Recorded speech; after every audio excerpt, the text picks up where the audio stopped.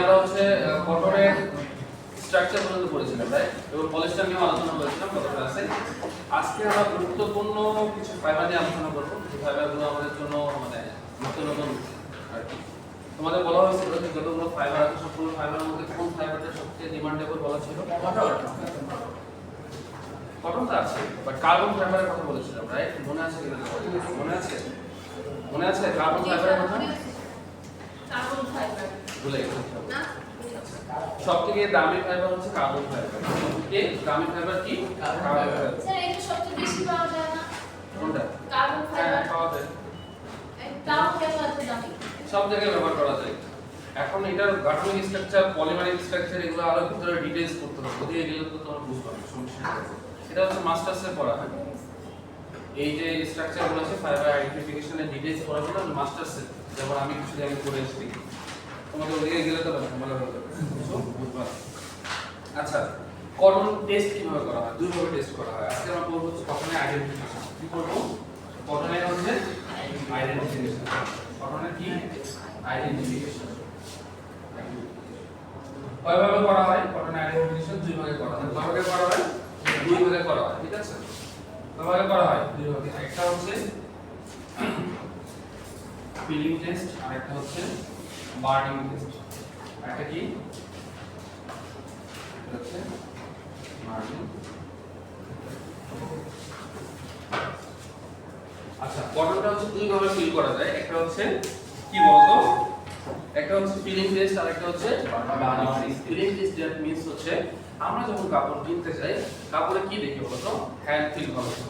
আমরা একটা কাপড় যখন কিনতে যাই, কাপড়টা আমরা ধরে কিনি, রাইট? ধরি না? যখন আমরা একটা কাপড় ধরি তখন আমরা বুঝতে পারি কাপড়টা সফট নাকি হার্শ।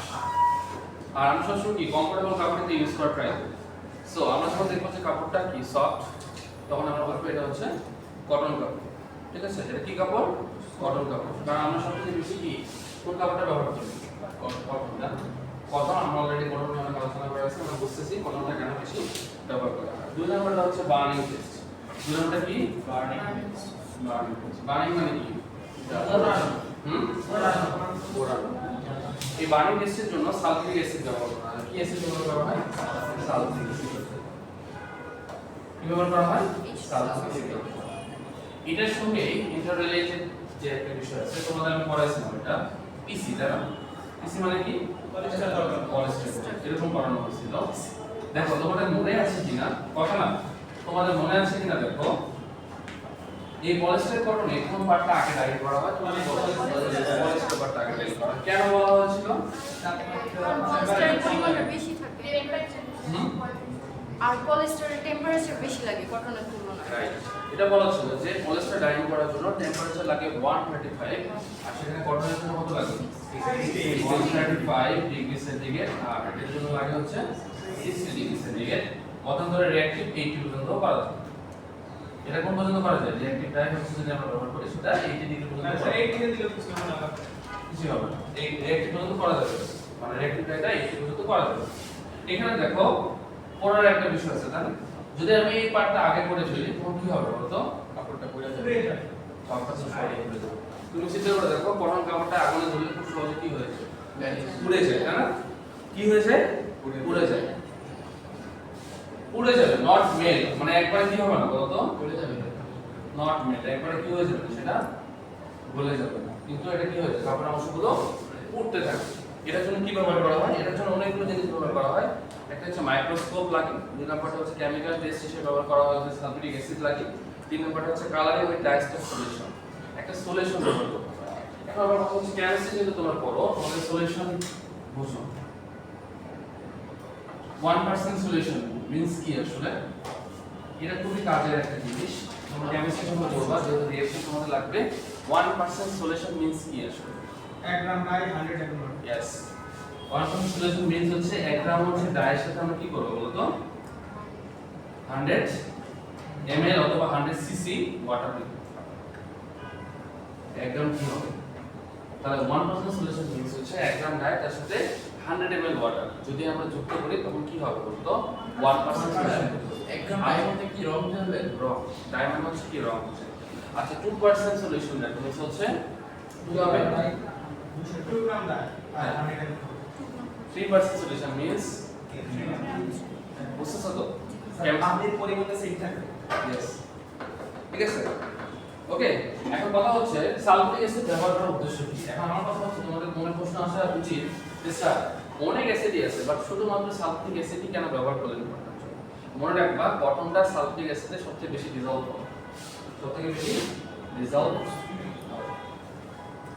প্রশ্নগুলো তোমাদের থেকে আসা উচিত ঠিক আছে তাহলে কি হবে আমি যদি সালফিউরিক অ্যাসিড ব্যবহার করি তাহলে কি হবে আমরা খুব সহজে দেখব যে কাপড়টা যদি পুড়ে যায় আর কাপড়টা যদি পুরোপুরি না গলে নট মেল্ট মানে কি মেল্ট মানে হচ্ছে গলে যাওয়া কাপড়টা যদি পুরোপুরি না গলে এবং কাপড়টা যদি শুধু পুড়ে যায় আমরা যদি সালফিউরিক অ্যাসিড ব্যবহার করি দ্যাট মিন্স এই কাপড়টা হচ্ছে কটন কাপড় ক্লিয়ার কি না আমি আবারও বলি সেটা হচ্ছে আমি যখন সালফিউরিক অ্যাসিড ব্যবহার করব এই সলিউশনটা যখন এখানে ধরবো যখন আগুনের কাছাকাছি আনবো এটা কি হবে না পুরোপুরি গলে যাবে না বাট কাপড়ে কি হবে পুড়ে যাবে যদি পুড়ে যায় তখন কি হবে এটা কি বলবো সেটাকে কটন কাপড় স্যার যদি পলিস্টার ভারী করা হয় স্যার এটা কি বলে যাবে হ্যাঁ পলিস্টার টেম্পারেচারই বেশি একদমই ওটার অস্তিত্ব আর পাওয়া যাবে না ঠিক আছে আচ্ছা ক্লিয়ার কি না তাহলে কটনে আমরা আইডেন্টিফিকেশন দুই রকম করি একটা হচ্ছে ফিলিং টেস্ট আর একটা হচ্ছে বার্নিং টেস্ট বার্নিং টেস্টের জন্য আমরা কি করি সালফিউরিক অ্যাসিড ব্যবহার করি কটনের জন্য সালফিউরিক অ্যাসিড ব্যবহার করার উদ্দেশ্য হচ্ছে কি বলতো যে কটনটা সালফিউরিক অ্যাসিডে সবথেকে বেশি ডিসলভ হয় ক্লিয়ার সবাই এখন আসো আমরা গত দিন আমরা ভাইবা করে আমাদের বিএসসি টেক্সটাইল ইঞ্জিনিয়ার যারা আপনাদের মতো তাদেরকে আমরা জিজ্ঞাসা করেছিলাম যে টেক্সটাইলের বেসিক ফ্লোচার্ট কি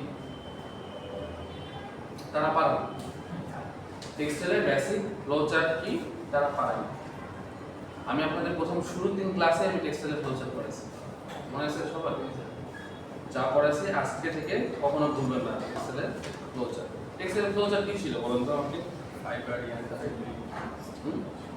ফাইবার ইয়ার্ন ফেব্রিক ডাই টেক্সটাইলের ফ্লোচার্ট কি ছিল ডিজাইন স্কেচ প্যাটার্ন টেক্সটাইলের বেসিক ফ্লোচার্ট এটা লিখে দেওয়া হয়েছে বেসিক ফ্লোচার্ট কি ছিল প্রথমে ফাইবার এই ফাইবারটা কি কি বলা হয় ফাইবারটা কি একটা এটা সুন্দর ফাইবারটা একটা র ম্যাটেরিয়াল ফাইবারটা কি র ম্যাটেরিয়াল ফাইবারটা কি হয়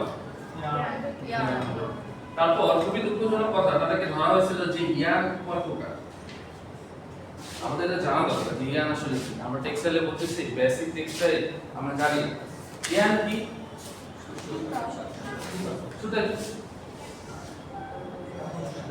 সুতা কিভাবে তৈরি হয় ফাইবার থেকে কিভাবে হয় টুইস্টের মাধ্যমে ভেরি গুড এই যে ফাইবার থেকে যে সুতাটা আমরা পাচ্ছি এটা কার মাধ্যমে হয় টুইস্টের মাধ্যমে এগুলো হচ্ছে বেসিক কোশ্চেন আমরা যখন তোমাদের জিজ্ঞাসা করবো তোমাদের তো জাস্ট বুঝে বলতে হবে এখন বলি ইয়ানের ক্লাসিফিকেশন ইয়ানকে মিলে চার ভাগে ভাগ করা হয় ইয়ানকে কয় ভাগে ভাগ করা হয় সেটাকে চার ভাগে চার ভাগগুলো কি কি একটা লেখেন জানতে পারবো দেখা যায় নিচে উপরে লেখেন এগুলো হচ্ছে তো নাকি লেখেন ইয়ানের ক্লাসিফিকেশন একটু লেখেন চলো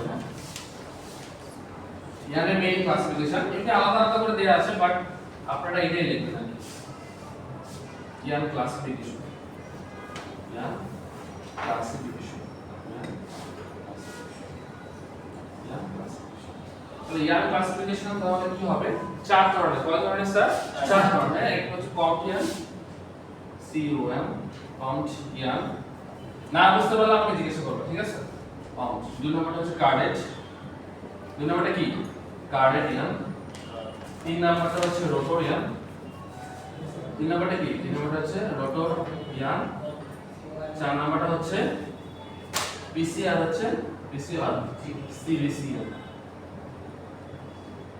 মনে থাকবে স্যার এগুলো আপনারা যেটা করবেন সেগুলো হচ্ছে নোট ডাউন করবেন খাতার মধ্যে যেন কোনো পরীক্ষায় যাওয়ার আগে ভাইবা পড়ে যাওয়ার আগে প্রশ্নগুলো যেন আপনারা বারবার করতে পারেন তাহলে ইয়ার ক্লাসিফিকেশন কত ধরনের চার ধরনের একটা হচ্ছে কাউন্ট একটা হচ্ছে কার্ডেড রোটর ইয়ান আর একটা হচ্ছে পিসি আর হচ্ছে সিবিসি এগুলো নিয়ে আমরা আলোচনা করব অলরেডি আমরা এই দুটো ইয়ান সম্পর্কে মোটামুটি জানি না পিসি মানে পলিস্টার কটন সিবিসি মানে কি চিপ বিলো কটন কটনের পরিমাণ কতটুকু থাকে কটন কতটুকু থাকে পলিস্টার কতটুকু থাকে 65 ভেরি গুড আর পিসিতে পলিস্টার কতটুকু থাকে 65 আর 30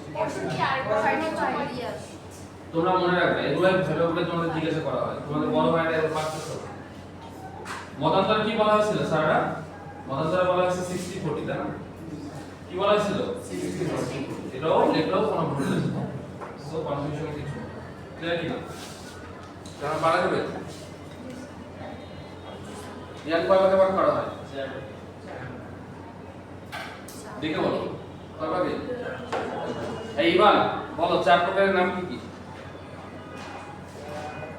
দেখে বলো।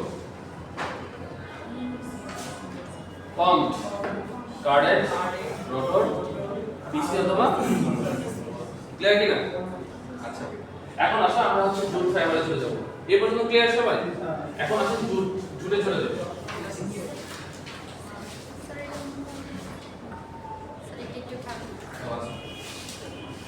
আচ্ছা এখন আসো হচ্ছে জুট।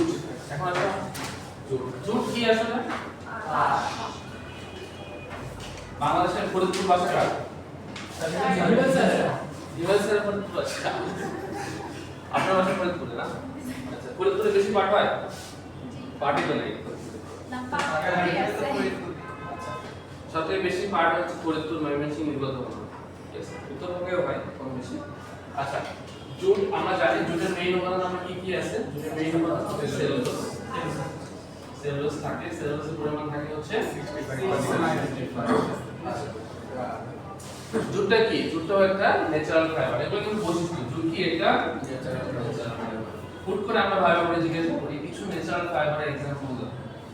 কিছু ন্যাচারাল ফাইবারের एग्जांपल কি হবে? জানি বলো তো? জুট আর কি? আর কি? কটন কি? মানে ফাইবার কি ফাইবার? ন্যাচারাল ফাইবার নাকি ম্যান? তাহলে হচ্ছে কলার কি কলার কি জানি বলে নারকেলের ছুপা যে থাকে না না এই তুমি বলো সৈকত বলো জুট আছে, কটন আছে, সিল্ক, তারপর হচ্ছে ক্যাপার, আচ্ছা ন্যাচারাল ফাইবারের মধ্যে এগুলো না এগুলো মনে রাখতে হবে সেগুলো কি সেগুলো হচ্ছে কটন সিল্ক জুট উল আর অনেক আর হচ্ছে ম্যানমেড আর ম্যানমেডের করতে হবে একটু আগেই পড়ছে এটা মনে হয় আপনি আসার আগে স্যার দেখাইছে স্লাইডগুলো না স্বাভাবিক কেবল হচ্ছে মানে ব্রেনটা খুলতে একটু টাইম লাগে কার ব্রেন একটু সুপার ফাস্ট কার ব্রেন একটু সুপার স্লো বাট পড়াশোনার কোনো বিকল্প নেই পড়াশোনা করতেই হবে ঠিক আছে পড়াশোনা করলেই মনে থাকবে না মনে থাকবে আমি এখনো নিজের পরীক্ষা হলে গেলে বা কোথাও যাই তার আগে আমি একটু পড়াশোনা করে যাই